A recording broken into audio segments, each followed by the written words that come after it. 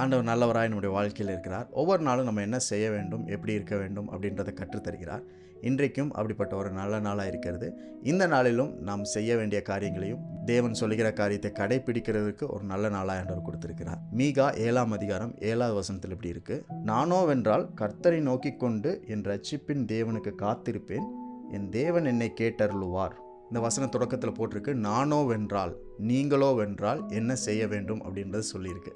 இந்த வசனத்திற்கு மேலே இருக்க வசனத்தில் நம்ம படிக்கும் பொழுது நம்மை சுற்றி என்ன நடந்து கொண்டிருக்கிறது, ஒவ்வொருத்தரும் எப்படி நடந்து கொள்கிறார்கள் அப்படின்றத அங்கே போட்டிருக்கோம். நம்மை சுற்றி இருக்கிற நண்பர்கள் எப்படி இருக்கிறார்கள், நண்பனை பற்றி போட்டிருக்கோம், மகனை பற்றி மகளை பற்றி போட்டிருக்கோம், தகப்பனை பற்றி தாயை பற்றி மருமகளை பற்றி எல்லாமே அதில் போட்டிருக்கோம். அப்போது இவர்களெல்லாம் எப்படி செயல்பட்டு கொண்டிருக்கிறார்கள், இந்த உலகத்தில் இருக்கிற மக்கள் எல்லாம் எப்படி நடந்து கொண்டிருக்கிறார்கள்ன்ற காரியம் இருக்குது. அதன் நடுவில் நானோ வென்றால் நீங்களோ வென்றால் என்ன செய்ய வேண்டும்னா கர்த்தரை நோக்கி காத்திருக்க வேண்டும். நீங்கள் காத்திருக்கும் பொழுது அவர் உங்களை கேட்டருளுகிறார்.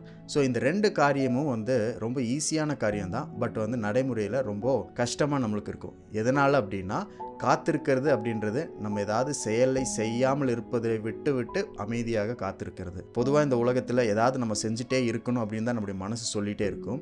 நம்ம தொடர்ந்து ஒரு சில காரியங்களை செய்துகிட்டே இருக்கும் பொழுது தேவன் தம்முடைய காரியங்களை செய்ய முடிய மாட்டேங்குது. அதனால் நம்ம காத்திருப்பது ரொம்ப அவசியம்.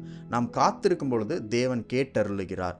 கேட்டருளுகிறார்னா என்ன அர்த்தம்னா, அந்த வார்த்தையில் ரெண்டு காரியம் அடங்கியிருக்கு. நீங்கள் சொல்கிறதை, நீங்கள் காத்திருக்கிற காரியத்தை அவர் கேட்கிறார். அந்த கேட்டு அதற்கேற்ப உங்களுக்கு என்ன தேவையோ அதை அருளுகிறார். தேவன் கேட்டு அருளுகிற காரியம் எங்கே நடக்குதுன்னா நம்முடைய காத்திருப்பில் நடக்குது. ஸோ இது வரைக்கும் எந்த காரியத்துக்காக நீங்கள் காத்திருந்தீங்களோ தொடர்ந்து காத்திருங்க. Don't worry, don't give up. உங்களுடைய விசுவாசத்தையும் நம்பிக்கையும் விட்டு கொடுக்க வேண்டாம்.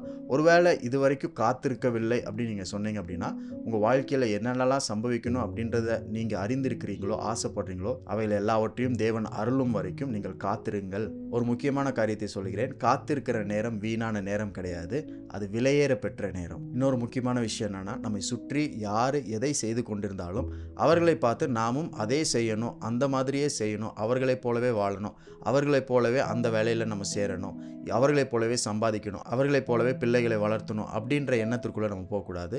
தேவனுடைய வார்த்தை நம்மளுக்கு என்ன சொல்லியிருக்கிறதோ அதன்படி நம்ம செய்துட்டு அதற்கான பலனையும் விளைவையும் நம் பார்க்கும் வரைக்கும் நம் காத்திருக்கும் பொழுது தேவன் நம்ம காத்திருப்புக்கு ஏற்ற பலனை நம்மளுக்கு அளிப்பார். தேவன் நீங்கள் எதெல்லாம் விரும்பி கேட்டிருக்கிறீர்களோ அவைகள் எல்லாவற்றுக்கும் செவி கொடுத்து அதை கேட்டு உங்களுக்காக அருளுகிறவராக இருக்கிறார். இன்றைக்கும் அப்படிப்பட்ட ஒரு நல்ல விசேஷமான நாள் ஆண்டவர் உங்களுக்கு கொடுத்திருக்கிறார். நீங்கள் காத்திருக்கவும் அவர் அதை கேட்டு அருளும்படிக்கு ஒரு நல்ல ஆசீர்வாதமான நாள். இன்றைக்கு ஆண்டவருக்கு நன்றி சொல்லுங்கள்.